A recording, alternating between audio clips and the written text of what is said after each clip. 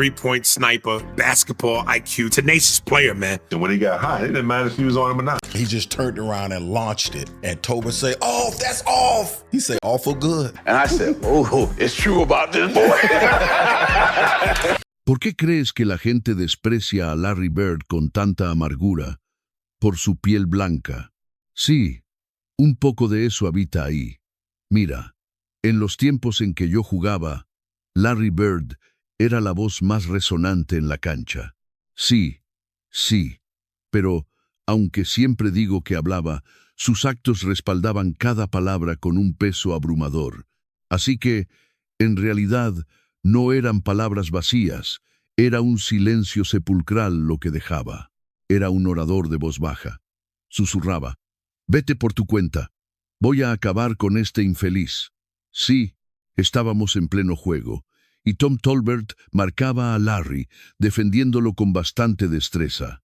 Larry tomó el balón y no encontró refugio alguno, pues Tolbert lo cubría por completo, ya sabes.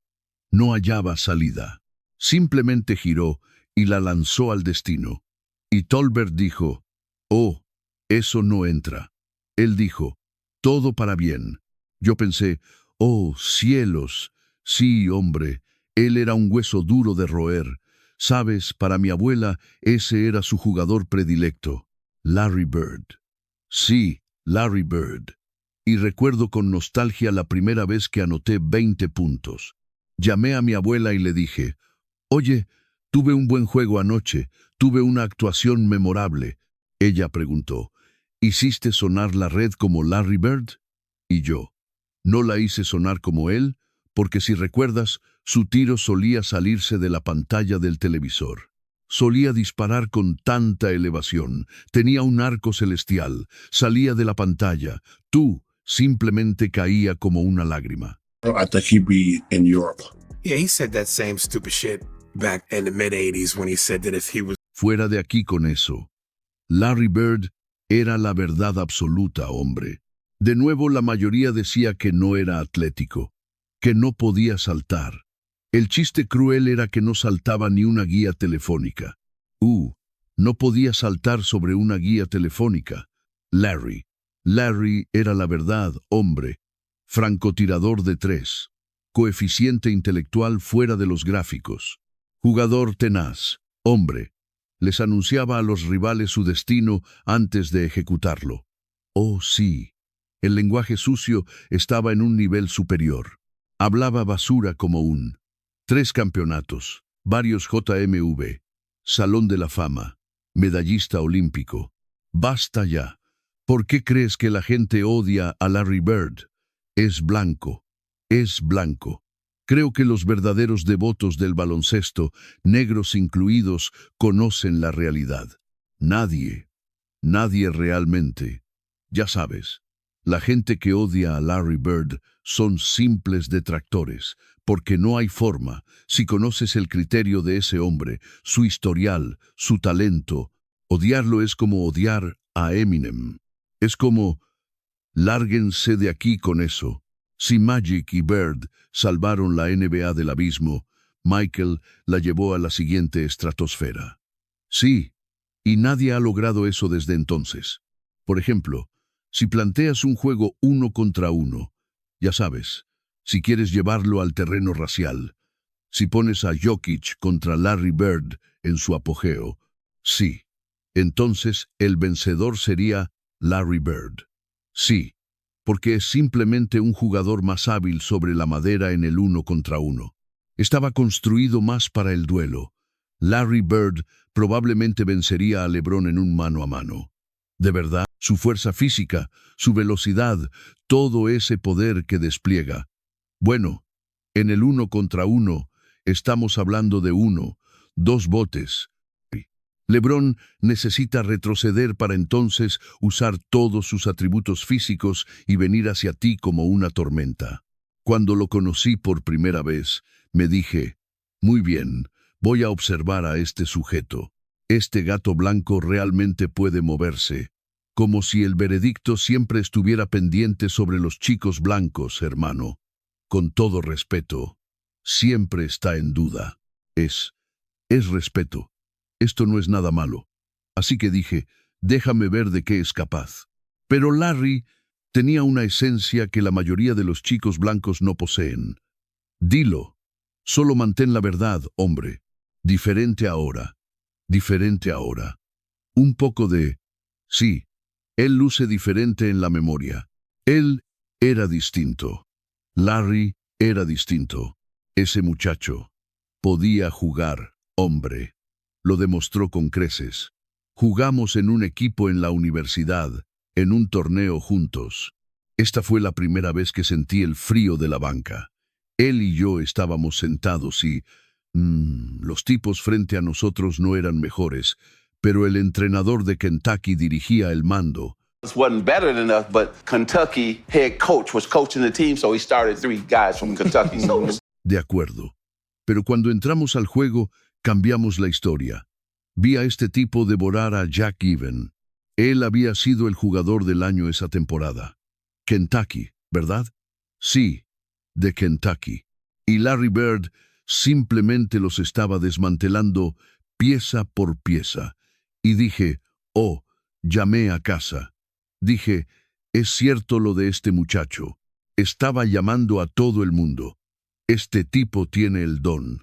Sí, fue aquel el instante fatídico en que nuestros destinos se cruzaron por primera vez, primero en la batalla universitaria y luego bajo las luces de la liga profesional. Sin embargo, hoy reconozco con nostalgia que aquella rivalidad fue una bendición dolorosa. Él encontró su lugar en el frío invierno de Boston, mientras mi alma se perdía en el brillo de Los Ángeles. Su espíritu era gris y duro como su ciudad, y aunque funcionó para la historia, nos marcó para siempre. Cuando me preguntan quién fue la pesadilla más grande que enfrenté, siempre pronuncio su nombre con temor reverencial. Luché contra titanes como Jordan o Jervin, pero ellos descansaban un segundo. Larry jamás te daba tregua, te asfixiaba sin piedad. Supongo que de esa humillación constante nació mi obsesión por vencerlo, forjando mi carácter en el fuego del esfuerzo. Era un gigante solitario, un jugador excepcional atrapado en su propia grandeza física. Me preguntan con duda si realmente era tan bueno, y yo respondo con tristeza. Sí, su leyenda es completamente verdadera. No importaba el color de piel ni el origen. Ves a las estrellas de hoy, pero ninguno carga con el peso histórico de Larry Bird. Debes apreciar el dolor de enfrentar a alguien físicamente inferior, pero cuya mente volaba muy por encima de este juego mortal. Él habitaba una dimensión solitaria, lejos del alcance de los demás mortales. Larry carecía de velocidad y salto, pero tenía un tiro letal y una capacidad de sufrimiento inagotable. Era fuerte y astuto. Sus manos eran armas gemelas y precisas. Si le dabas 1 centímetro de aire, estabas firmando tu propia sentencia. Cuando entraba en trance, nada importaba. Llevaba en la sangre el polvo y la soledad de su pueblo natal. Me conmueve profundamente la historia que contaba sobre cruzar las líneas prohibidas para jugar contra los mejores atletas. Larry confesó que no sentía miedo, solo un hambre voraz por medirse contra la excelencia, costara lo que costara. Esa base forjó al guerrero que luego perdería contra mí en la final universitaria, una herida que nunca sanó del todo. Creo que esa derrota sembró en su pecho una semilla de dolor que lo obligó a buscar la perfección. Pero su espíritu ya se había templado mucho antes, bajo los aros oxidados de los barrios difíciles. Cruzaba la ciudad hacia territorio hostil, buscando desesperadamente a alguien que pudiera detenerlo. No es que despreciara a los suyos, pero su mente buscaba la adversidad más pura para sobrevivir en aquel tiempo. Larry Bird fue uno de los grandes, porque cada año entregaba su vida entera en la cancha por la victoria. Larry Bird, en esta era moderna, sería algo que nuestros ojos jamás han visto. Una fuerza de la naturaleza. ¿Quién podría detenerlo hoy? Para los jóvenes talentos sería una pesadilla viviente, un trauma eterno. Siento lástima por sus oponentes actuales, aunque sepan jugar, porque el baloncesto de Larry era de otro mundo. No se trata de técnica, hermano. Se trata de qué harían cuando enfrentaran su mirada asesina y su juego salvaje. Entiende mi lamento. Incluso los grandes anotadores de hoy caerían ante la imposibilidad de marcar a Bird. Esa es la pregunta que me atormenta y lo que intento decirte con tanto pesar. No creo que quisiera ver esa masacre. Me dolería ver cómo destroza las esperanzas de esta generación. Rara vez en la historia vemos duelos tan desiguales donde un alma rompe a la otra de esa manera. Como jugador, apostaría mi vida por él contra cualquiera, especialmente cuando la muerte acecha en las finales. Era cruel. Susurraba veneno al oído, palabras que solo tú podías escuchar y que te corroían por dentro. Pero recuerda cuando se convirtió en entrenador. Estábamos en pretemporada, un tiempo de falsas esperanzas. Salíamos de Indiana hacia el sur, el reloj marcaba casi las 11 y el avión ya rugía en la pista. El entrenador le avisó que faltaban 2 jugadores, que venían corriendo por la pasarela, desesperados. Corrían detrás de la aeronave como almas en pena, pero despegamos, dejándolos atrás en la soledad del asfalto. Todos rogaban piedad para ellos, pero fue inútil. Desde aquel día sombrío, nadie osó llegar tarde jamás. Estableció una ley de hierro. En el medio tiempo nos miraba con ojos vacíos y decía la cruda verdad. Si no empiezan a jugar con el alma, en 5 minutos los sacaré de mi vista para siempre. Recuerdo una noche fría en Milwaukee, fallando tiros, sintiendo que jugaba bien pero sabiendo que no era suficiente. Me llamó con desdén, preguntando si pensaba encestar alguna vez. Larry Bird no solo jugaba. Esa noche me enseñó dolorosamente lo que significa quebrarse por dentro. Era apenas el segundo partido de mi carrera. El entrenador Fitzsimmons me puso de titular y el pánico ya me había helado la sangre. Bird apareció en el salto inicial como una sombra ineludible. Los veteranos de mi equipo me susurraron con preocupación. Eddie, por tu bien, no lo mires. Intenté aislarme en mi propio mundo durante el salto, pero él se plantó a mi lado, se inclinó invadiendo mi espacio y, con una mirada gélida, murmuró: ¿De verdad crees que puedes defenderme? Maldita sea. Quedé paralizado, sin palabras. El silencio fue mi única respuesta ante tal abismo. Entonces se irguió, miró con arrogancia hacia nuestro banquillo y le gritó a mi entrenador: ¿Ustedes creen que este novato puede pararme?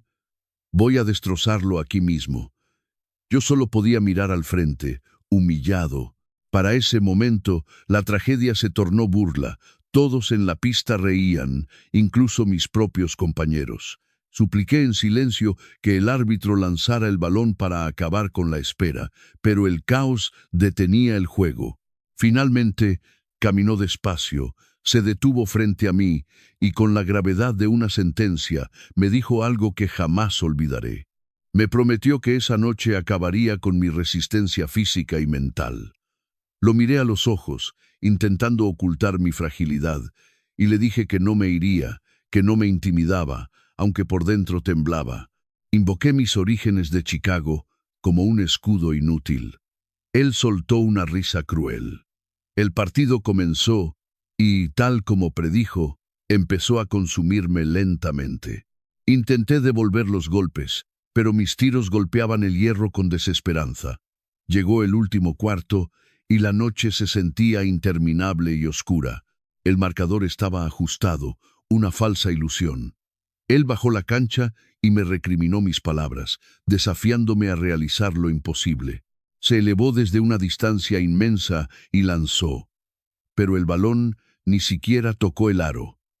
Lo miré, esperando ver su vergüenza, pero él simplemente dijo: «Eso no importa». La triste realidad era que él tenía el poder de fallar y permanecer en la cima. Apostó a que yo, en mi insignificancia, jamás tendría ese privilegio.